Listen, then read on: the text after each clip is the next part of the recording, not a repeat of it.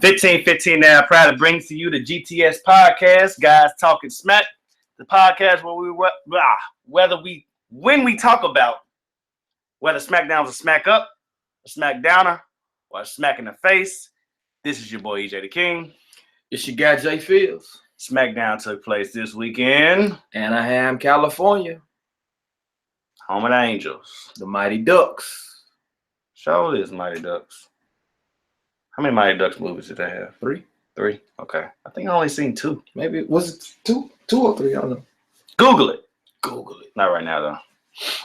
Anyway, before we get down with the lineup, got a match to watch for? I do. Marty Scurll versus Juice Robinson from ROH Television.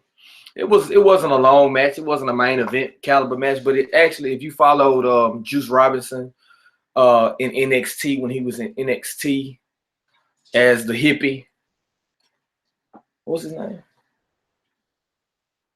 The hippie? Yeah, he had the facade. Oh, dude, yeah, I forgot his name. What was his name? I just drew a blank. I forgot all about dude. I apologize, people. Juice Robinson. He had a bright future. He had braids. He used to come out. He fought Kevin Owens in his debut. Yeah. What was his name? We're going to look that up. Anyway, Juice Robinson. His name now is Juice Robinson. Juice Robinson versus the ROH Television champion, Marty Scurll. Really good match. Back and forth. At certain points, it looked like Juice Robinson had a shot to actually defeat Marty. Really good match. I'm a big Marty Scurll fan. The villain. He just has a really dope moveset to me. And like, he takes something like the CJ Parker. CJ Parker. Yeah. Thank you. CJ Parker. He was for the wrestler formerly known as CJ Parker from NXT is now Juice Robinson. Thank you so much, EJ. No problem. And Marty Scurll is like one of my favorite wrestlers. I just like his moveset. He's taken a move like the crossface chicken wing and made it exciting to see. And I mean, you know, that hasn't been the case in a long time. Darren Young couldn't do it. You know, Bob Backlund did it once when he snapped and went crazy. But before that, it was just like this basic regular move. Like, it's tight. But yeah, check that match out. Juice Robinson, Marty Scurll, ROH Television for the television title. Good match. Back and forth, fast paced. Got some good moves in. All right. Well, let's get with these news and rumors. All right. First up, spoiler alert. So I'm giving you a little time to fast forward if you don't want to hear this. All right. NXT is already starting to film. Well, they're going to start filming their last two episodes leading into WrestleMania. And we also have a main event, including in their taping, with Cassius Ohno, Chris Hero versus Bobby Roode. Don't know if it's for the title. Don't know what it's for, but that's just putting it out there. Pretty excited to see that match. Oh, my God. Yeah. And also in other news, Hulk Hogan will more than likely be participating in WrestleMania 33, which is near his hometown in Tampa Bay. So looking forward to seeing the Hulkster back on WrestleMania. You know, he belongs there. I mean, they shouldn't have banned him in the first place, but I understand why. But It is what it is. What you gonna do? And bring it to a little movie entertainment news. Marine 5 new trailer just came out. And we have 4 WWE superstars involved in the movie. So would you like me to share that with you? I would. Who are they? We have his wife, Maurice, Bo Dallas, Curtis Axel, Heath Slater. I said 4, but we got 5. And Naomi. So the Miz and Maurice, Curtis Axel, Bo Dallas, and Naomi. Heath Slater too. And Heath Slater. Yeah. Wow. It's pretty interesting. I might have to check it out. I think I only seen one Marine. So, and last and final, Vader is in his final days As you know, he's been sick, and the doctor said he had a certain amount of months to live, so it could be any day now. So keep the Vader family in your prayers. That's all I got to say. Leon White. Man, I was pulling for you. I was pulling for him to get well, just to overcome it. I was hoping that the doctors were wrong. Yeah, I mean, you never knows. I mean, miracle may happen. So just keep the Vader family in your prayers. That's all. Yeah. All right. Well, now that we got that out the way, you want to go down with the rundown? Let's get it. All right. Smackdown took place in Anaheim, California. The show kicked off with the video package recap of Elimination Chamber. Rather than them showing each match in succession, they kind of mixed them in together. I forgot the most important news. I'm sorry. Oh, go ahead. Braun Strowman is in hot water, people. I'm sorry, I forgot all about this. Oh, yeah, you told me about it. Yeah. Vince McMahon is upset with Braun Strowman. He's got heat. Y'all can't believe it. This man made a major, huge fuck up. So a couple weeks ago, when he was involved in that promo with Kevin Owens, he brought up the fact that, hey, you promised me a title shot. And Vince McMahon got immediately upset, chewed him out in the back of the stage, no homo, and let him have it. And the reason being is because instead of saying, he said title shot instead of saying title match. I'm going to let that soak in. Let it soak in. Can you imagine that conversation between them? When he got he probably thought he nailed that promo. He said, you said title shot, damn it. I just say match. But Vince, I mean. Shut up! It means the shut up. It means the same thing. Roar! But that's all. That's all I got. I had to make sure I put that pettiness out there. That's why he got upset. That was pretty petty, man. Oh, Vince, you just walk away. Vince, just be like, yes, sir, boss. Just keep it moving. Yeah, but anywho, that's crazy. Moving on. So, SmackDown took place in Anaheim, California. The show kicked off with the a video package showing basically the results, the big moments from Elimination Chamber. It was well put together. One of the first times I've ever seen them do it that way. Yeah. Where normally they just show like steals of like each match in succession. They kind of mixed them all in together, and like you're watching different spots. You're watching Naomi hold the title up, and then they switch over to Dean Ambrose going through the pod. It's like it was just really back and forth. It was basically like if you missed it, this is all of what you missed. Right. So like you should go back and watch it because it was a really good pay-per-view. If you didn't listen to the review, you just heard it here. But the actual show kicked off with Bray Wyatt coming to the ring. Our new WWE champion. World champion coming to the ring to a very sustainable, very good pop from the crowd. Yeah. Great pop from the crowd. Even though people were holding up like their lights, they couldn't clap. But I mean, the fans were still loud when he came through the curtain. Mm-hmm. And he came to the ring, and the fans immediately started chanting, "You deserve it," which gave Bray Wyatt a chance to kind of soak it in. He talked about how Sister Abigail always told him that this moment would come and that he would get to the point that he's at. And that he basically said that either you're with us or if you're in front of me, you're going to burn, which entered douchebag.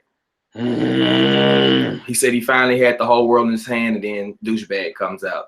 And he basically says, we're going to get to that later. He cuts the promo, and it leads to AJ Styles coming out, and AJ basically says that John Cena's line jumping. He's the one that should get the one-on-one title match. I laughed. He was like, he line jumps at the grocery store, but this ain't the grocery store.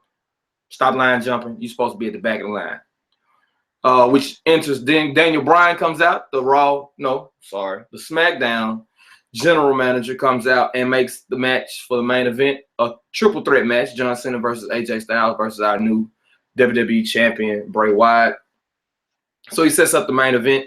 And then after commercial break, Ambrose is walking backstage yelling for Baron Corbin. He's trying to find him because he got beat up pretty bad at Elimination Chamber after he eliminated Baron Corbin. And he's just walking backstage calling Corbin.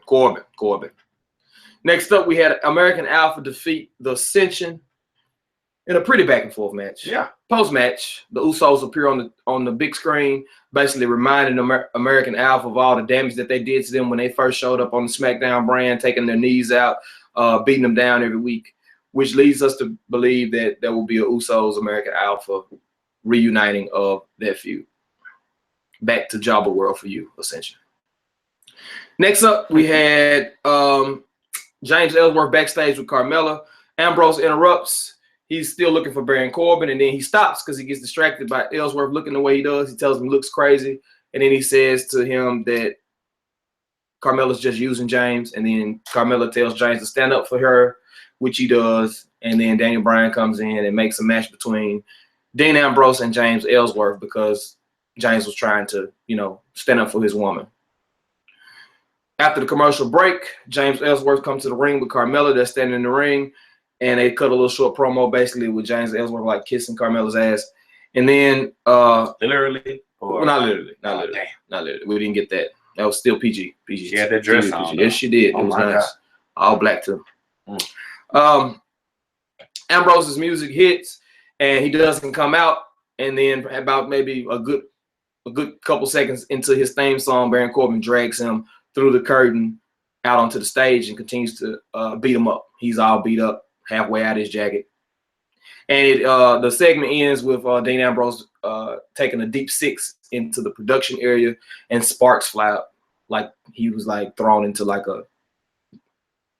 a speaker or something, or amp. Wires and stuff. And then Ambrose hid under the table, which was kind of weird. Like he got thrown on thing, and he just put the curtain over his body. Like, let me hide myself real quick. Classic Ambrose. Right. Classic Ambrose, like magical Ambrose. That's what we call him. Magical Ambrose.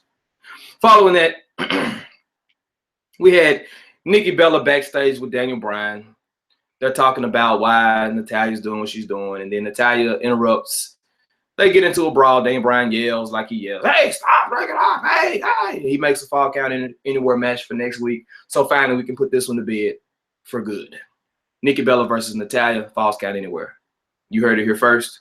Maybe you heard it here second if you watch SmackDown. Either way, set your DVRs, people. It's going to be a slobber knocker. Following that, Baron Corbin is backstage with Dasha Fuentes, and he basically says that he blames Ambrose for losing that Elimination Chamber. He would be the champion if it wasn't for Ambrose, just to further their feud along. Following that, Renee Young is backstage with Dolph Ziggler, and he says that he's going to take out everybody that's young, a part of this new generation that's trying to take his spot. He's the only show stealer. Nobody's going to ever steal the show on him. And he says that he will eliminate Apollo Crews, Kalisto, and any other member of the new generation, the new era, to prove his point. I got so much high expectation during this segment, and I was let down, but we may get to that later on. So we just might. All right. Following that, we got a rematch from Elimination Chamber, Mickie James versus Becky Lynch. This time we saw Mickie James pull the veteran move of playing injured, and she catches Becky Lynch with the mid kick, and 1, 2, 3 knocks Becky Lynch out, and she beats Becky. Following that, we got an in-ring promo celebrating Naomi. We didn't get an entrance, though. She was standing in the ring with a knee brace on. Naomi goes on to celebrate and talk about how she's excited to be the champion. She's excited for WrestleMania, how her family's going to be there. She's, just ecstatic that she's been through ups and downs. She talked about the injuries that she suffered over the years, and that she even had an injury now. She was feeling high off of the night when she won the Elimination Chamber, but then when she got back to her room, she realized that she was injured. She was feigning a knee injury, which led Alexa Bliss to come out and basically say that Naomi got lucky, and that before she knew it, she was going to take the title from her, that she didn't deserve to be the champion, and she was going to basically embarrass her in front of her family at WrestleMania if that's where they fought. Following that, we got our main event, the triple threat match between Bray Wyatt, our champion, our new champion, AJ Styles, the phenomenal one. Yes, the great one. The great one. Not The Rock, though. And then John Cena. He's right. As John Cena was introduced first, AJ Styles next, Bray Wyatt came out last. As soon as he got to the steps, he blew out his lantern, and Luke Harper was standing right next to him. They got into a short brawl, which we saw Luke Harper get the upper hand. Punches, slamming Bray Wyatt all over the place, even hit a very crisp super kick to knock Bray Wyatt out on the apron or out on the ramp. And then referees ran out and basically got Luke to leave the ringside area. We come back from commercial break. AJ Styles and John Cena wrestling in the ring. John Cena goes for 5-knuckle shuffle, that crap. And Bray gets back in the match. Fast forward to the post-match. Well, fast forward to the end. Bray Wyatt pinned John Cena clean for the second time in 48 hours to retain the WWE title. And post-match, Randy Orton comes out, gets in the ring, and says that, you know what? I did win the Royal Rumble, but Bray Wyatt, you are now the champion, and I have pledged my undying allegiance to you. Therefore, I will not be facing you at WrestleMania. They do their pose, follow the buzzers. Randy Orton does his pose, arms in the air, as SmackDown comes to an end. And that, folks, is your Smackdown live from Anaheim, California. All righty. Oh, GTS. It is time for our Smack Up, Smack Downer, Smack in the Face.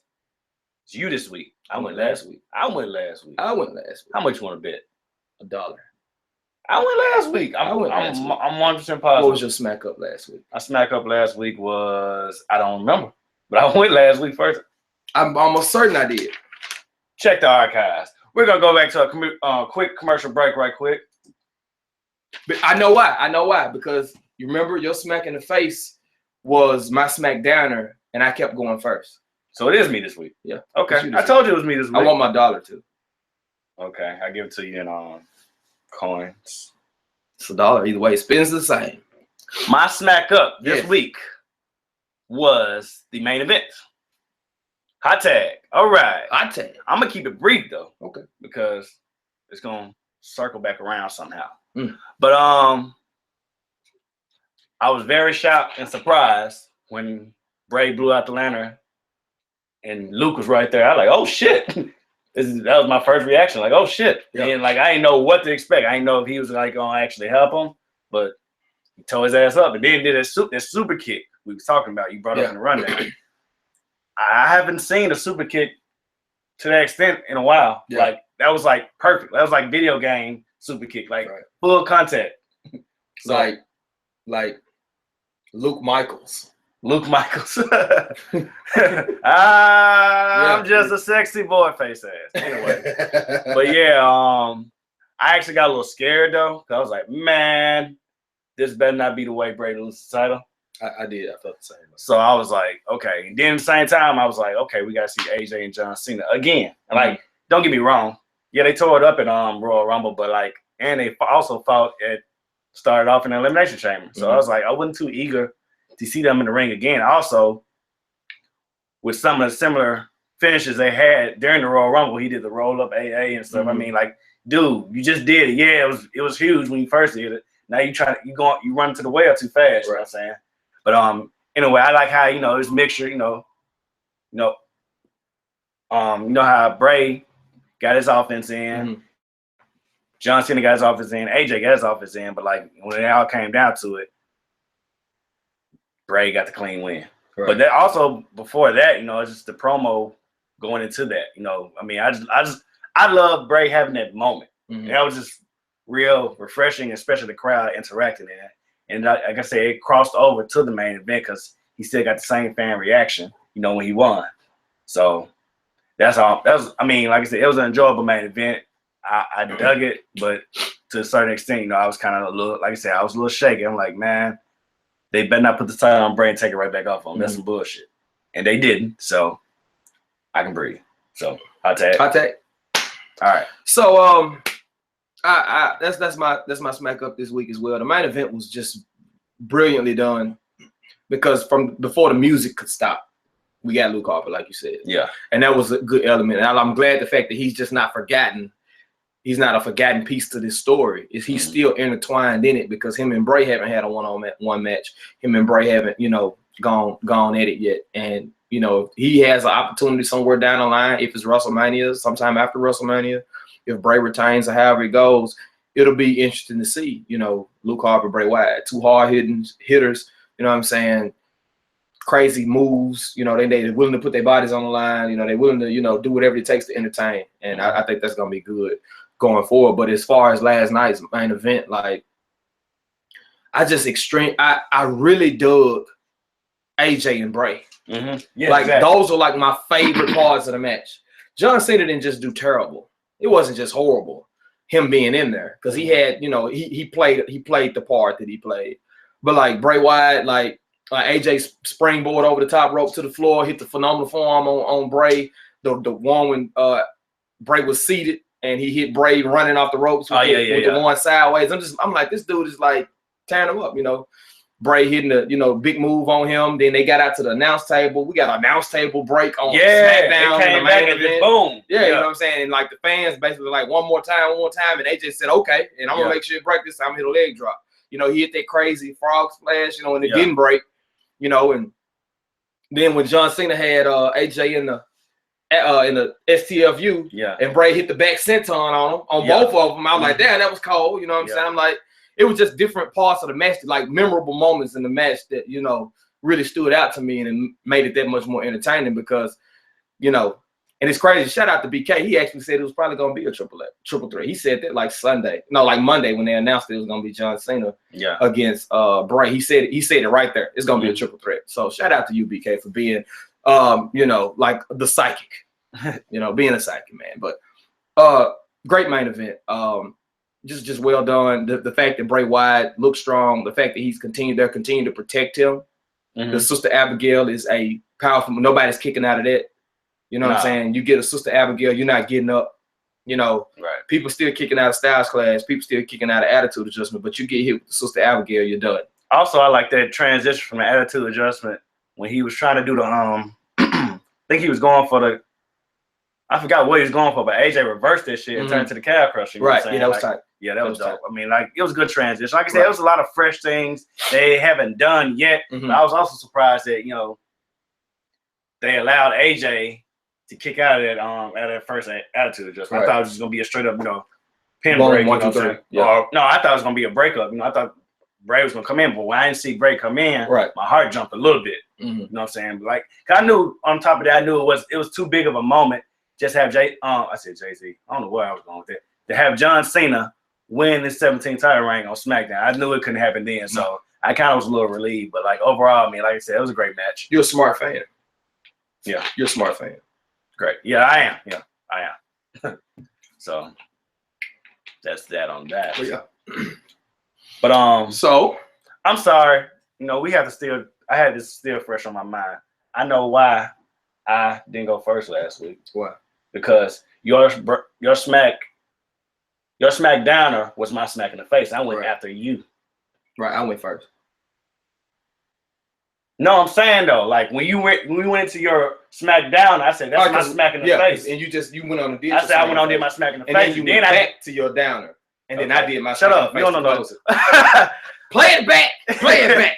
I saw also the thing. I said you don't want to give me my dollar. That's what it is. They don't want to give me my dollar. Yeah, I'm cheap right now. I want my dollar. My SmackDowner. Time to take the turn. I'm sorry, we didn't make that transition, but yeah, my SmackDown this week was Becky Lynch and Mickie James.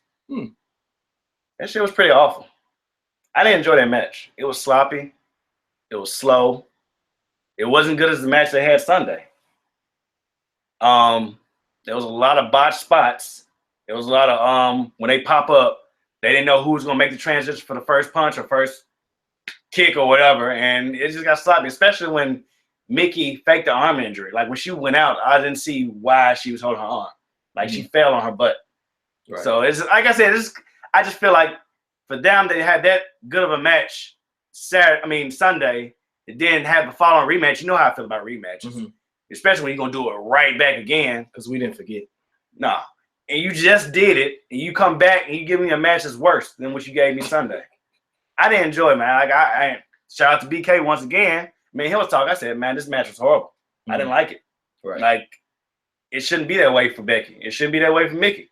Right. Y'all too good of veterans in the ring to have it put on that display of a match. So, I mean, like I said, first of all, it's too soon. If anything, give Mickie the night off. Let it happen next week. Let Becky fight somebody else. Fight a jobber. Not necessarily I want her to fight a jobber. Let her fight somebody else. But that match was too soon. I think they probably could have they even gave the main event 25 some minutes. They could have gave that time to somebody else, you know what I'm saying? So I could think of somebody. They could have gave that time. The tag team match? No. The Miz. Oh yeah, shout out to the Miz. He was in a commercial this week. It was a good commercial. Yeah, it was pretty dope. I enjoyed it. I ain't gonna sit there and act like I did. It wasn't no promoting no KFC chicken and shit. That was horrible. Yeah, that was pretty bad. But yeah, I mean, I just feel like that was the kind of point of the show where I was kind of like, oh man, we was going like 80 miles per hour. You just slowed it down to like 40. A turtle's pace. So yeah, that was my SmackDown. It was bad. Yeah, I wasn't gonna. I like the fact that they let Mickey get the one up though. Yeah, I did like that. I like the way she did it. I didn't like the fact I saw how she fell too, and I'm like, what the hell? They did do a lot of botches, but you know, I don't know. I'm not having figured this Mickie James thing out. It's like she's changed. Like the way she came back, she talks slow. She's wrestling slow. Like I know she's older, you know, but like, come on, Mickie. Like, don't get in there and completely get outdone. Or right. When you're formulating a match, put a match together that's going to help you look good. Yeah. And she didn't do that. They didn't do that. Because she looked good against Asuka. Yeah, she looked good in the other matches she was in. And she was killing it in TNA before she left TNA. So, I mean, you know, you know. But let Tonga tell it. She took a 7-year break from WWE. Yeah, from WWE. And didn't do any wrestling else. Like, she just been. That's all Tonga saw. Tonga said she didn't even step foot in the ring until she came back. I barely listen to that guy now. That match was so bad, I had to listen to. I had to do something, and that I should have just fucking got on your phone. Get on your phone next time. Just get on your phone. I think I got browse the net. I got a little distracted when I texted BK, but I was like, I mean, still, I heard that shit. I'm like, 7-year break. I mean, she did other shit. You act like she sat and stared at a wall for 7 years, right? You know. But anyway, it wasn't that good. What was your SmackDown this week? My SmackDown this week. And I alluded to this on the Elimination Chamber pay-per-view review on Sunday. My problem is American Alpha. Don't. Like, I mean, I like them. I do. I just think that they're being booked into like a corner. You know, like, it was too soon to give us the Ascension. And like you said about Mickey and Becky, it was too soon to give us the Ascension versus American Alpha if you weren't going to give them the rub, you know what I'm saying, to make them true contenders. If it was non-title, right. So American Alpha could have took the pinfall. Like, they've basically been undefeated. I could be wrong, but I mean, it sounds right, so I'm gonna go with you. It feels as though they're on this undefeated Ryback Goldberg streak. You know, nobody can beat them because they always find a way. And it's like they got their ass beat at Elimination Chamber. Yeah. They came out Tuesday night after going through all those other tag teams fresh. They fresh. Right. No injuries, nobody holding their ribs, nobody limping, nobody with the tape forearm or, you know, no wrap, none of that tape that Cesaro wears, like none of that. You know, they just come out like they ain't had a match. Right. Like they didn't just defend the titles 2 nights ago against all the teams. Fresh out the womb. They ready. I didn't really like that. Nah. And then you fed them to Ascension. While, yes, you gave them substantial time to get in the ring, get their moves in, you know, have some dominant offense, only to lose at the end. And then to throw the Usos in there later on. It's like, I feel like they kind of squashed the tag team division right back to where it was. We're right back to square one. Like, this is like where we were as soon as Heath Slater and Rhino get out the way. We're right back to that again. Right. Because now it's like, now the Usos are the challengers, but the Usos beat them down. The story that they're telling seems backwards. If the Usos were going to challenge them, they should have been the ones to cost them the titles in the first place. Let them fight to go after the Ascension, and let the Ascension fight another tag team, the Vibe Villains, the Brazango, and they can start to put together some good matches or whatever. In the meantime, while this grudge feud is going between the Usos and American Alpha. That was just me kind of aimlessly booking it, but I didn't like it. No, it did not work for me. I mean, like, okay, kudos, they got an interest. They weren't just already in the ring, the Ascension. We just showed their name as they were standing in the ring when American Alpha was coming down. Right. So, I mean, they gave them a little more respect. And they actually showcase a little bit more, Yeah. you know, in-ring ability. I mean, like I said, people like us Right. and most of our viewers and listeners or whatever know what this shit can do because they saw them on NXT. Right. So it's just like we want to see that transition weekly. You know, we want to believe that they have a fighting chance. You know, Right. so I think they did a better job showcasing what the Ascension can do. But just like he said, man, I mean, if it was a non-title match, it wouldn't have been nothing for them to get that win. I mean, Even if they cheated, right. even if they pulled tights, even if they put their feet on the ropes, anything. even if like Connor would have held like on a suplex from outside the ring, Connor would have held, you know what I'm saying, Jason Jordan's foot as Victor made the cover. Right. You know what I'm saying? Anything, just some cheap move, you know what I'm saying, Right. to put them over the top to say, hey, only reason why we beat y'all, or the American Alpha say y'all beat us because y'all cheated. Y'all didn't beat us straight up. And y'all didn't beat us with the title line. And you didn't beat us with titles on the line. So that would have still kept American Alpha as, you know, top team in the division. It, you know, like I said, I just think it's backwards booking because you booking your fight. Like I said, if you didn't hear me on a review, I said, you know, American Alpha is being booked like John Cena. Mm-hmm. And pretty soon people are going to turn on them. Yeah. Like I'm seeing it happening. Yeah. Like it's not like American Alphas are getting the biggest pops of the night. They're not getting the best pops. It's pretty. Yeah, it's pretty. It's like, starting to die down. You know what I'm saying? And Smackdown Live is live, so hence the name. But so they're not able to pump audio into the arena like they do on a tape show, or like they may do on Hulu, or when you go back and watch the show later on, they got somebody in the audio room. You know, okay, let's give them a few more cheers. They're not getting the biggest pops of the night already, and I feel like you're killing the buzz that they have and the pop that they could be getting because of the way you book them. That's all I got. What you think, EJ? I mean, I pretty much pinpoint my little points on that. But the only highlight I would say out of that whole segment, I love the Usos promo. Shout out to the Usos. They did real good on the promo. It seemed like a rap video. Everybody, you know, everybody was alluding to like, damn, them folks gonna drop a mixtape. How they, you know, cutting that jump. But like, I need that day one-ish shirt. They need to print them just out now. You said what? You know, the shirt that said day one-ish. You know, that's what they look. That's what I saw day one, but I didn't see the ish. It was ish at the bottom. ISH. Yeah, I needs that. WWE shop, get on it. I'm gonna be a thug. But I mean, I just love the whole little intensity they had with their promo. I mean, like I said, I dig this promo. I dig this segment. But like I said, you know, it's making me not.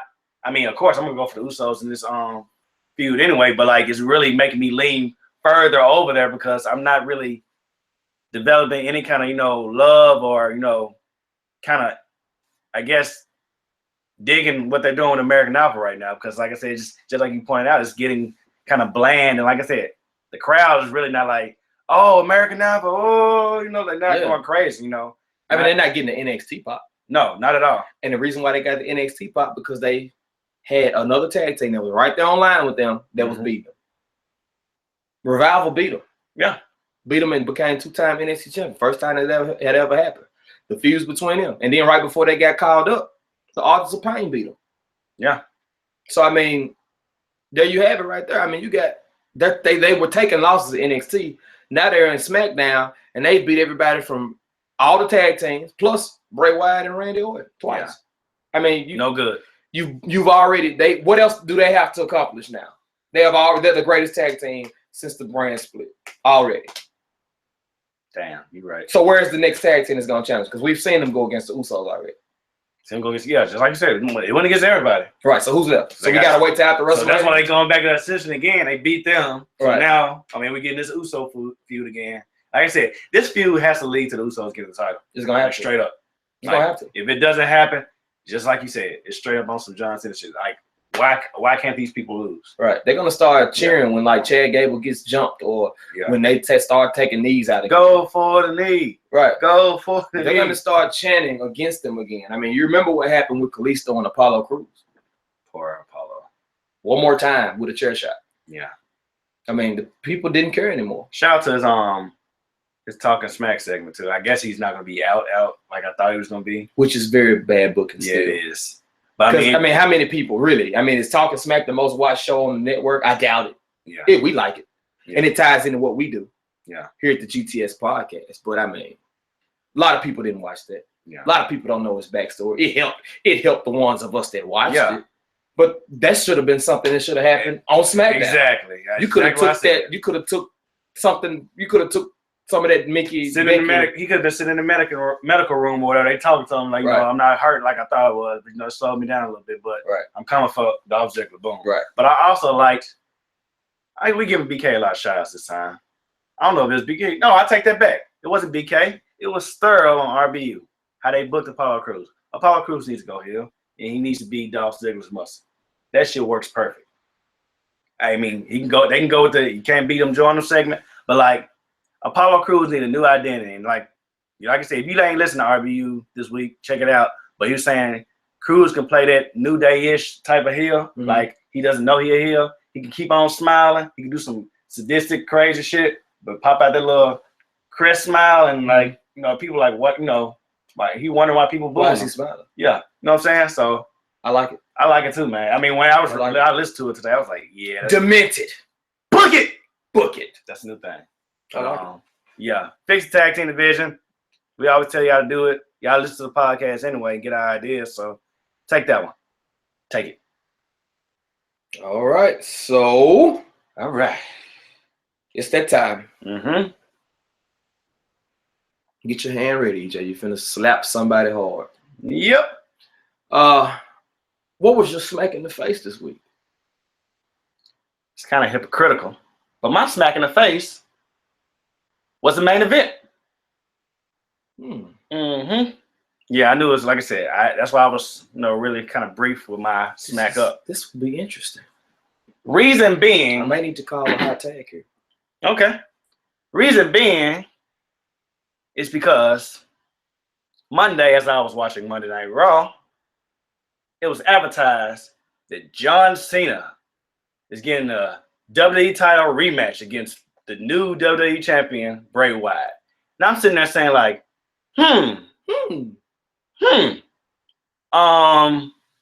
so how and why? Mm-hmm. You just got through, let them tell it, putting your 6 best superstars in a brutal elimination chamber match. Mm-hmm. And yet you give John Cena, not even on TV, like he came out and said, I want a rematch, but you give him a rematch off TV on the following SmackDown 2 days later. But yet AJ lost his title at Royal Rumble, came out and said, I need a rematch. And they refused it. And you said, you got elimination chamber in 2 weeks. You can get your rematch in there, or wait, then after that, we'll get your one-on-one rematch. Mm-hmm. But yet, like AJ brought up, you line jumping, dude. Yeah. How did John Cena, just jump up and get a title match? Just all willy-nilly. Now on TV, lost fair and square. And this was the other thing that rubbed me the wrong way. Bray was cutting an amazing promo, and the crowd was chanting, you deserve it, and all that other type of stuff. Yes, sir, it is a hot tag. I knew I was going to try to persuade you to get in this ring. But he cut this amazing promo, and John Cena come in there and say what he had to say. Pause. What's up? Hot tag. My smack in the face is John Cena's promo. Can I have him? Yo, get him. John Cena comes out. Bray Wyatt says, I have the whole world in my hands. Beautiful. John Cena basically comes out and plays on what the crowd has said, because they're chanting, you deserve it. And he says to the crowd that you all must be brainwashed by Bray Wyatt for you to be chanting, you deserve it. Because nobody around here deserves anything. You have to do what my shirt says, earn it. And what has John Cena earned ever? And also that even when he said that earn it thing, I thought at least he was going to allude to the fact that you did earn that title.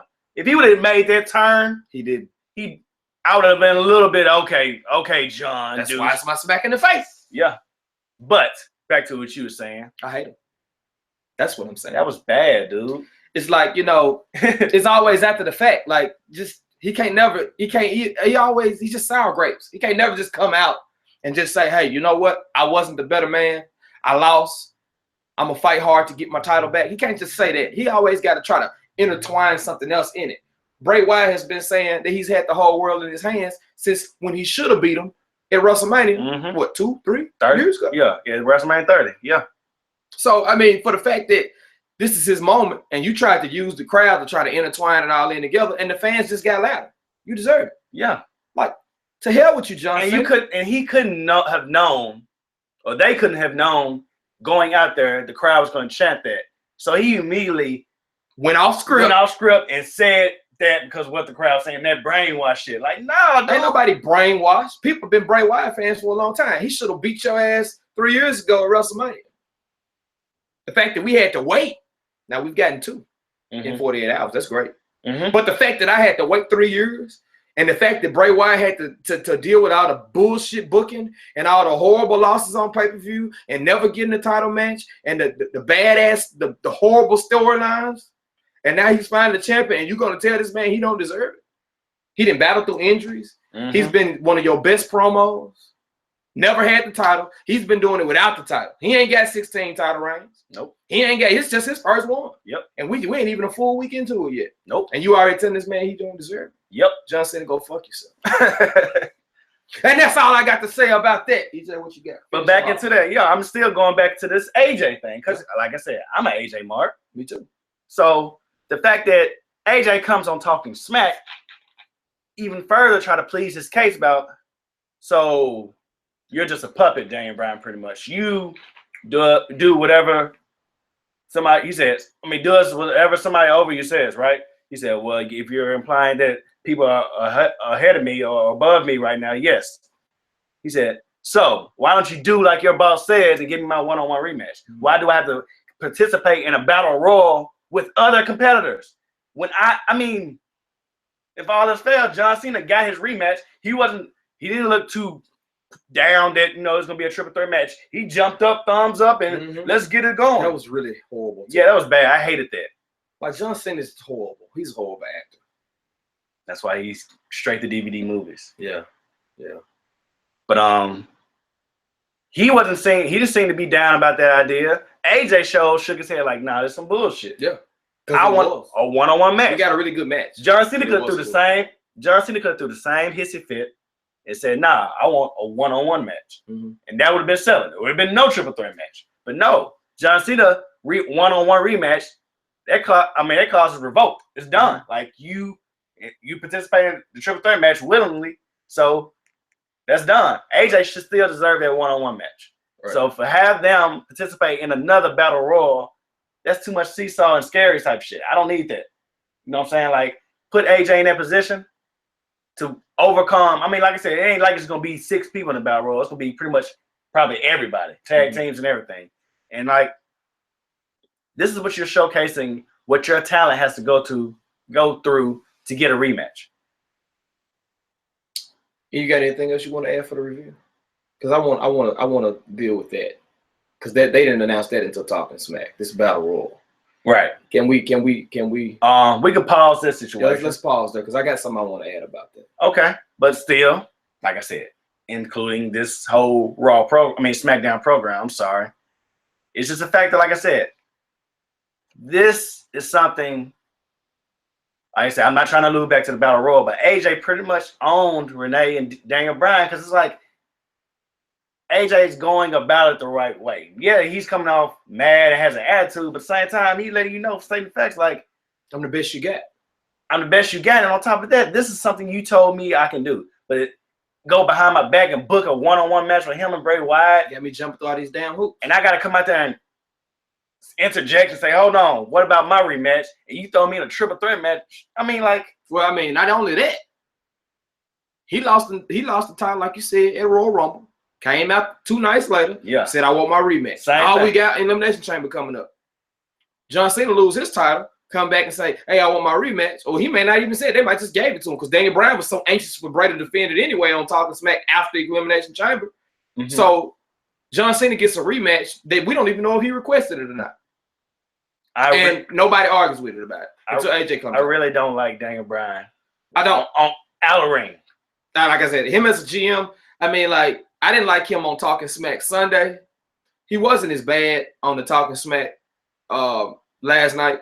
Daisy was on Sunday. It's Sunday. But the thing about it is that Daniel Bryan, it feels like he's still kind of that he hadn't fully let it go yet. That he's not in ring. Right. And like his demeanor as like this face general manager, he's not fair.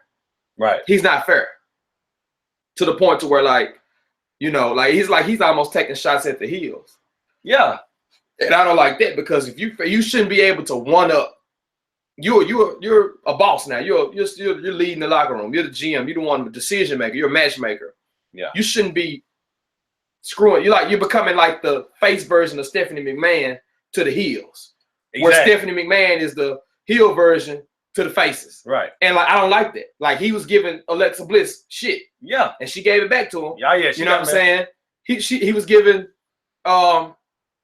AJ the shit. I mean, he always gives AJ shit though, man. Yeah. And like I said, it's like he should have more respect for AJ because they cut from the same damn cloth. Cut from the Why same. You like John Cena? You the same dude that called John Cena a parody when you was going against him, and nobody believed in you but us.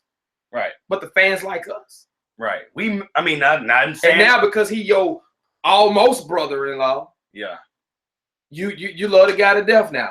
And he can't do no wrong. Like I said, it's a hypocrite. You're a hypocrite, Daniel Bryan.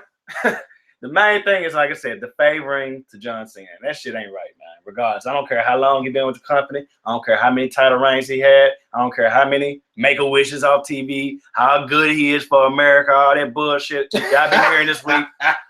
Somebody said that. They I ain't gonna point no elbows and no fingers. But yeah, I don't need all that type of shit, man. Like AJ is AJ. Yeah. AJ lost the title Royal Rumble. He wants a one-on-one match. He shouldn't have to jump through hoops. No. You putting him through some Daniel Bryan. You putting him through the same shit you went through with the Authority. Exactly. Well, on top of that, it's like AJ has a fair shake at that. Like he lost. Rematch. Mm-hmm. I mean, go against the grain. I mean, don't go against the grain. You know what I'm saying? Like this is what's supposed to happen. But you do some shit for John Cena, but you won't do for the rest of your other superstars. Right. Just because heel and face logic. Mm-hmm. So I mean, when all said and done, man, that was the sour patch at the beginning of SmackDown, and that was the sour patch at the end. Because, like, at the end of the day... And even going to talk of Smack.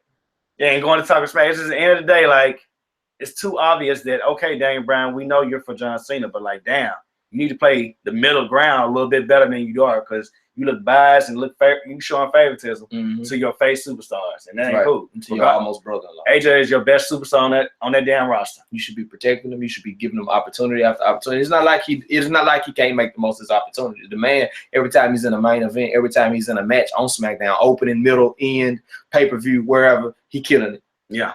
Respect the man. Y'all cut from the same damn cloth. Y'all came from the Indies. Y'all came up through the ranks together. Like, this man deserves to be in the spotlight. He deserves to have his face on the posters. He deserves to have all of that because it's AJ Styles. AJ Styles ain't no some scrub from some high school gym. You know, he wasn't wrestling high school gyms before he came to WWE. Mm-hmm. He's selling out Tokyo Dome. Right. You know what I'm saying? He was in the number 2 company in the United States before, you know, ROH really got going as fast because we can basically say TNA was the number 2. I mean, he the one of the reasons why people tuned in to TNA. I know for me, I was ordering the pay-per-views Wednesday nights for $10. Mm-hmm. You know, watching them on pay-per-view when they first started. And when I first saw him, I was like, this dude is good. Right. So I mean, he's been good for a long ass time. I was in high school when that. He was one of the reasons I flipped over to see what's going on TNA. Right. You know what I'm saying? So it's not like we just heard of him for the first time when he entered the Royal Rumble last year. Right. People knew about AJ Styles. I don't think you could have been a wrestling fan and not knew about AJ Styles unless you been living under a rock for the last year that he's been there. Yeah. That's the only way. So, I mean, all said and done, man, this John Cena era is getting way, way out of hand. It's been out of hand. I mean, it's worse. It's been ridiculous. It's getting worse. And I'm just tired of the same shit. You know, move on. Yeah, please. So, anyway. Please. That'd be the end of our review. So let's get into these near falls. You got any? I do. Okay. Potential smack up, Alexa Bliss. Yeah, I had that. She's good. She's good. I mean, and you can just tell that she has a love for the business. From the Talking Smack interview, like she had a comeback for everything Renee, everything Daniel tried to throw at her. And, you know, I think in a lot of ways, I think they kind of use talking smack to try to improve the wrestler's ability to be on the fly, to cut promos on the fly, to where when they get out in the ring, they don't sound crazy, that they don't slip up, you know, suffering succotash, forget your lines like Goldberg did, bleeding out of the forehead because he knocked himself out before he came out. Like, I think they use talking smack as a way, like, on-the-job training type of thing. Like, almost like, okay, we're just going to throw some stuff at you. You don't know what we're going to say, and you got to be ready to respond to it, or you're going to look like a dumbass. Right. You know, so it has its benefits. But Alexa knocked it out of the park to me. Even in the ring with Naomi, like, she really gave her hell. You know what I'm saying? And us being Naomi fans, it's like, damn, Alexa, you kind of going hard in on Naomi. And that's kind of, she just won the belt. Give her a chance to celebrate. You know? Right. What you think? I mean, same thing. I mean, I love that promo. I love the interaction they had. You know, I mean, of course, we're gonna get this rematch soon. So, but I just love like you said, I love the comebacks that Alexa had toward Naomi. Naomi's getting better and better on this mic, and like she throws in the feel the glow thing when it's necessary instead of just saying it to plug a t-shirt or anything. But like, I mean, she's becoming a believable champion. Like I said, you know, the internet and Twitter and Instagram. I mean, people are satisfied. They're happy with Naomi being champion. You know what I'm saying? It's some negative, you know, ones out there, but you know, mostly it's good things, you know. So I mean, it's a believable champion. It ain't like, you know what I'm saying? They just put the bet on her and see what's gonna happen. I think everybody wanted this to happen. But back to the promo, it's like, I mean, you know, Naomi pretty much let her know, like, hey, once I get healed up, we can go at it again. I ain't scared, you know, like I ain't backing down. I actually was glad they showed that side of Naomi, like kind of like, you know, the blackish kind of side. Right. You know, I deserve to be here. Yeah, you know what I'm saying? Like, you know, kind of, you know, put it out there like, hey, you know, just because I got one leg don't mean you can come talk to me like that, you know what I'm saying? Right. The other leg still work. You know, she didn't back down. Right. It wasn't a Sasha Banks and Nia Jax moment. Right. She stood her ground. I definitely like that. And I mean, did you realize that she had been there for 8 years? Yes, I did. I didn't even realize that. I think that kind of got beyond me. Because you got to think about when NXT first kicked off. Yeah. That's right. She was a part of it. I wasn't watching it. I never watched it. Well, like I said, I watched it because it was on TV. You know what I'm saying? Because that's where they replaced ECW with. Right. And see, I didn't get into that because it wasn't enough wrestling for me. Right. I mean, I watched it just because of the coaches. You know, they had like Jericho and Miz coaching certain people, stuff like that. You know, so I watched it because of that. No, so but yeah, I mean, just she started from the bottom. Now she here, you know, just to be from what they said, you know. So did Bray Wyatt. He started on the first NXT as well too. So Husky Harris, how he's come such a long way. I like the Ninja though, but I like him even more. Now. Cool, yeah. Like when they say he got hurt, like I was like, damn, because he was even bigger, but he was moving though. Yeah, what was his nickname like? It was Jet something. I forgot what it was. It was like I don't know, Ferrari engine something. Yeah, because like they were basically saying like he's built like a train or something like that. Built like a train, move like a Ferrari or some shit like that. Something like that. Yeah, we probably missed it all. Yeah, we probably botched the shit out of that. Yeah, just like Mickey, just like Mickey James and Becky did last night. But anyway, a potential smack in the face for me. What was it? Am I jumping the gun? Did you have a potential SmackDown? Of course, yours. Oh, okay. My bad. I mean, that match wasn't good. My potential smack in the face was we got to go through this damn Nikki and Natalya shit one more time. Oh, yeah. Dude, this is the journalism I did today. Since the brand split, they have fought 6 times. 6 already. 6. And that's matches that actually supposed to take place, not including backstage, fighting in concession stands and promos. They fought first time September 20th, 2016. Okay. September 28th, 2016. October 25th was for to see who's going to be the captain of SmackDown. I remember that. Then after that, they fought one time. January 10th, 2017. January 29th, 2017. This past Sunday, Elimination Chamber, 2017. And that's not including the tag matches that they had. I'm talking about, you know, Naomi and Nikki versus whoever. Like Becky and Nikki. Or Becky and Naomi. Becky and Nikki versus Naomi. I mean, Becky and Nikki versus Natalya and Alexa. Yeah. Like, these folks fight too damn much. I'm tired of this shit. Like I'm trying to put my hands in my pocket so I don't rip my eyes out. Because like, and then Daniel Bryan did that enough thing. Like, dude, you did that last week, and that's supposed to be the last match then. All right. You constantly doing, and this is no false count anywhere. Why? I don't care. They're trying to give Nikki her last moments because it's coming to an end. I'm not saying I'm happy to see her go out with an injury because I'm gonna miss her doing that little twisting thing on her entrance. That's why we got the WWE Network. But that's all, man. She needs a better. They just, like I said, this storyline's been horrible from the jump. If it was just a straight up match, like I said, I alluded to this Sunday. If all the backstage shit wasn't involved and all this, you're the best at lying and you're nothing but a cat lady and all that bullshit. You're gonna die alone. You're gonna bounce your nephew on your knee. John's never gonna marry you. He would have. If they would have left all that shit out and just had a strict like feud over fighting over who's the best, so be it. But all this Total Diva and Total Bella shit, like they could have left that shit out, man. Everybody else.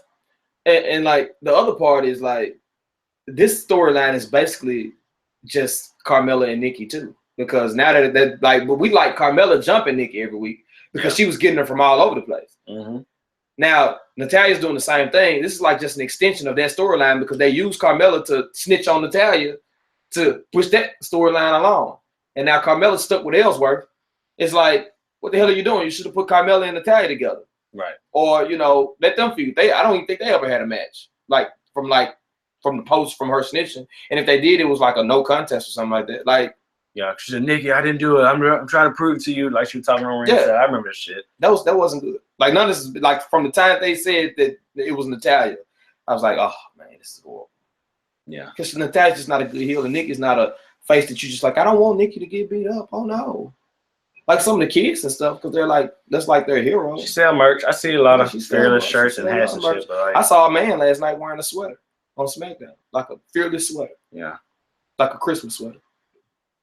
Yeah, I saw it. Yeah, I saw it when I was shopping for my No, he had it on. He was wearing it. I know, but I saw the sweater. I know the sweater you're talking about. And I got real uncomfortable, but I moved beyond it. I can that's just like a grown man wearing Cena hat, shirt, and the headbands and wristbands and shit. Like, dude, no, that's creepy. Yeah. Anyway, and my last thing, like I said, I know we doing a lot of things. Before it slipped my mind, because I guess it wasn't involved in any of our reviews. When Dolph Ziggler made that shot to the new era. I just knew I was going to get some Ty Dillinger.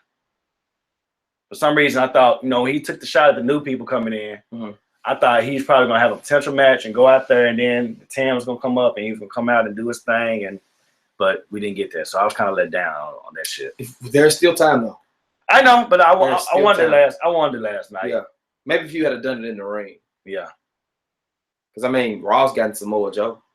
We deserve somebody. The scary thing about it, I had a dream last night that Ty Dillinger went to Raw, and I woke up mad as fuck, but I had to realize it was a dream. Horrible way to wake up. Yeah, that's a bad dream, dude. That's horrible.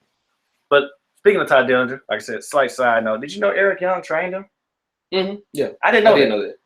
I did my little research. I was reading up on him and stuff, and I said, oh, damn, I didn't know Eric Young trained. Ty's been around for a while. Eric Young's been around for a while. To allude to that chemistry they had at TakeOver, it was good. That was, I think, their first time on TV on the ring together. Right. So. But anyway, that was on their falls. So what did you want to talk about? Well, I want to talk about the fact that we're getting a battle royal to determine the number one contender to go into WrestleMania's main event against Bray Wyatt. I hate it. I hate it too. I hate it because we just had the Royal Rumble. Mm-hmm. Now you're going to put all these people in there. Nobody's going to get the shine. Nobody gets the shine in a battle royal. No. Nobody. I don't care how you book it. Royal Rumble, battle royal, nobody gets the shine. WrestleMania is not for another month and a half. Mm-hmm. That's enough time on SmackDown, live events, or however you want to do it, to set up a tournament. Yeah. That's your opportunity to get Tyler Breeze into action. That's your opportunity to get Luke Harper into action. That's your opportunity to put Cena and AJ on opposite sides away from each other. Yeah. Matches that we've never gotten. Tyler Breeze and AJ. Tyler Breeze and Cena. Oh my Tyler God, Breeze and Luke. Look it. Like, that's your way to get people involved. You can get split up a tag team. You put Heath Slater in there. Let him, see what he can do. Him and Rhino could match up. Put Rhino, put them against each other. That's your opportunity to progress beyond where you are. Hell, you just talked about Ty Dillinger. Don't forget about The Miz. Don't forget about Dean Ambrose. You got so many opportunities to get matches that we've never seen. You want to talk about ratings? And everybody's jockeying for that number one spot. Not a battle royal is one and done, and then we got to go through 7 weeks of promos between two people. Let's make this thing. Let's make it last minute. There are enough other matches, enough other promos, enough other, feuds that are going to be developed over the next couple weeks. That's going to lead into WrestleMania anyway. Why not let this tournament?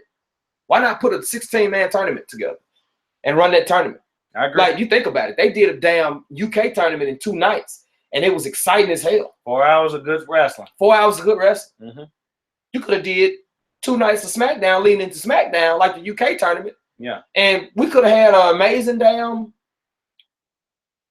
number one contender coming into it. Even if not that, because also they got to split up the time with the women, but it could have well went beyond four or 5 weeks, you know what I'm saying? And then like I said, just how you said it, like you got this battle royal, it's gonna be a clusterfuck. And the same people that's been jobbing gonna continue to keep jobbing. And it ain't gonna really matter to the last 4 people, probably. Right. You know what I'm saying? And like when them last 4 people, it's pretty much predictable. AJ, John Cena, maybe Dean, and maybe somebody else. Miz. Or, you know what I'm saying? Like, who knows? But like it ain't gonna be the bottom 4, Connor from the Ascension, Tyler Breeze, Mojo Riley, and John Cena, some shit. Right. They're gonna get eliminated early. They're gonna be gone. Yeah. You know what I'm saying? It hit the showers. Yeah, you know what I'm saying? So it's like, it look, you pretty much putting everything, like, Battle Royale is just lazy. That's lazy booking. Like you said. It's just you got a chance to grasp the fans, to get their attention, and to put all of your talent in a spot. Like, we know Mojo's not gonna headline WrestleMania, but put him in there against John Cena. Put him in there against Luke Harper. Tyler Breeze.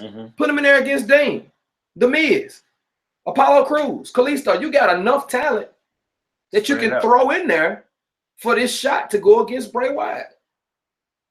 You could even put Orton in there as a way to say, I don't want Bray to have to fight anybody. Right. So you put Orton in there, that opened up another line of matches that we hadn't even discussed. I feel that's what's going to happen anyway. To me, that's what I feel. It was a question asked. That do I feel that Luke Harper's gonna win? I was like, nah, I don't think he's gonna win the Battle Royal, but I still think it's some kind of way that we're still gonna get Bray Wyatt versus Randy Orton in WrestleMania. I think it's gonna be a triple threat. I hope it's not, though. I think it's gonna be Luke, Bray, and Orton. I really think this because I don't think they'll let Luke do it on his own. And since they let the storyline take the shift that he's taking, I think they're gonna have to put Luke in because then Luke showed up last night right before Bray got ready to fight. Yeah, he might not even be interested in the title. He might just be like, I don't have it. I don't have a family one-on-one match with you. But I definitely don't think it's gonna be a one-on-one match between Bray Wyatt and Luke Harper for the WWE title. Also, like I said, I just want to make sure. Of course, how I said in January, if you have the title after Royal Rumble, you shouldn't have to defend it until WrestleMania. So hopefully they don't pull no bullshit because that's what Daniel Bryan alluded to at Elimination Chamber. Who knows if Bray Wyatt still has the title at WrestleMania? Why wouldn't he? Why wouldn't he? That's dumb. Why would you put your champion in a position to lose the title to set up something else? When they work to be in that spot. Right. And like I said, it didn't cheat. My main thing is that Bray won that shit fair 2 nights in a row. Hell, if he would have cheated, it wouldn't have mattered. But still, WrestleMania because he ain't had the opportunity, and damn it, he deserves it. Right. He deserves to have that spot.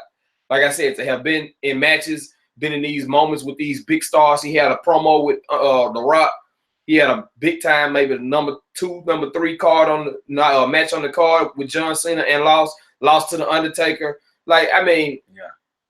These were moments that he should have been able to shine in, and he didn't get. He shined in the fact that he was in the ring with those big names, but he didn't come out on top. Bray Wyatt needs to win at WrestleMania against whoever they put him against. Right. Like I said, give him a positive, give him a solid run. If you want to change the title at SummerSlam, so be it. But don't let. Like I said, it'd be more believable if you say, okay, you want to drop it at SummerSlam, then you trying to drop it before or after immediately after WrestleMania. Right. But like I said, back to this Battle Royal thing, it's like I said, it's just like when they announced this shit, I'm like, this don't make any sense. Like you're constantly overshadowing like the fact, and like I said, I don't know if I brought this up before, but I'm an AJ Mark. So you jumping over AJ's one-on-one match instead of just saying, hey AJ, you face Bray Wyatt at WrestleMania. Right. this is your rematch. Just you want it for the title. Now, I will say this. I will say this. I'm cool with that too. AJ and Bray, I'm cool with it. But let's say AJ got this one-on-one title match before WrestleMania. Not right now. 2, 3, 4 weeks down the line, maybe a month down the line before WrestleMania. He got this one-on-one match with Bray. While this tournament that we're talking about is going on. If AJ loses, okay, you're not in the WrestleMania main event. Then he can, whatever program he's going to start with whoever, he can start that. Got a little time still left to build it. Boom, we got that going. We cool while the tournament's going on. I mean, like, we've seen, like, changes. We've seen, like, those on-the-fly changes where people have won matches for certain titles or certain opportunities, and then the next night they come out and then it's taken from them. Zack Ryder won the Intercontinental Championship at WrestleMania, lost it the next night. If you remember way back, I don't know how many years ago, Ken Anderson, Mr. Kennedy, won the Money in the Bank contract, put it on the line against Edge. Edge won it, took it from him. You know what I'm saying? Yeah. Stuff like that should still happen. Right. You know what I'm saying? The fact that they've thrown this monkey wrench in the storyline with Randy Orton saying, I'm not going to fight Bray Wyatt, period. Yeah. Like, that's a good story. Yeah, it is. But then you just threw a cold bucket on it by saying we're going to have a battle royal next week. Why? Because before it gets started good, Vaudevillain's going to be eliminated. Ascension's going to be eliminated. Heath Slater going to be eliminated. Mojo going to be eliminated. Dolph, Tyler, Fandango, all them going to be eliminated. None of them going to still be in the ring. It's still going to come down to them same 6 dudes that was just an elimination chamber. Right. Have a damn tournament. I didn't even mention Baron Corbin in the tournament and the matches that he could have. But, you know, the main thing I'm thinking why they doing this off, and like I said, you know, kudos to AJ for acting put on such a good act on Talking Smack. If he's really frustrated with Shane and everything, it's they trying to set up this damn match with him and Shane. That's why they constantly let him get frustrated. He's going to constantly get Shane face and say, you're not making the right decision. You're messing up the show, blah, blah, blah. And Shane going to push back. And that's how we're going to get this bullshit-ass match at WrestleMania, which I'm so not for at all. Not one bit. You cannot make this program interesting between Shane and AJ. I don't care what you do at all. It's nothing I want to see. You can't. Wait. What if that's a swerve? What's the swerve? What if that's not the match? What if the match is Daniel Bryan against AJ? That would change my mind. I'm just saying. That would. Because we don't know. I hadn't read anything about Daniel Bryan going to any doctors. They may be keeping this thing under wraps. I still follow Daniel Bryan on Instagram. He's lifting weights and doing all this other shit. Oh, yeah. He said trying to get my dad body on, you know, because he used to be a father. Right. That's what he's saying on the caption. I have seen that, but you just put that thought in my head. I'm going to be so upset if it doesn't happen. I'm sorry. Yeah, you just completely just put it out there, and now it's not going to happen. You know the rule. But they've been booking the stuff that we've been talking about. Yes, but not the stuff that we really, really want. Bray Wyatt's the champ. I mean, I do want Naomi's the champ. Yeah. They've been listening. They've been listening to us. Like, why not? Let's give it a shot. Do it then. Do it. Book it. Book it. I would take that. I'll take it. But until then, I don't want to see no Shane versus AJ. I damn sure want to see that. I was about to say I'd rather see Shane versus Undertaker again, but I don't want to see that either. No, you don't. No, you don't want to see that either. I said actually, we don't want to see Shane wrestling anybody. No, I don't. Go fight Brock. I mean, he stepped into the damn Survivor Series match, and we didn't need him. You know, that was your opportunity to put somebody. I hope that was a wake up sign. Like, yeah, I'm too old for this shit. I shouldn't do this shit no more. But anywho, yeah. That's all. That's all I got. That's all I got too.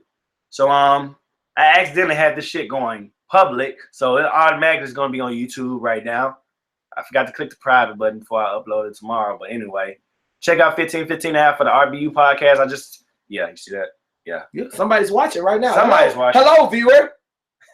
Greetings from the GTS podcast. But check out the other podcasts. RBU just dropped one. MWT, Equal Opposites, Studio Flow, Lace Them Up, Mac and D. I think that's all of them.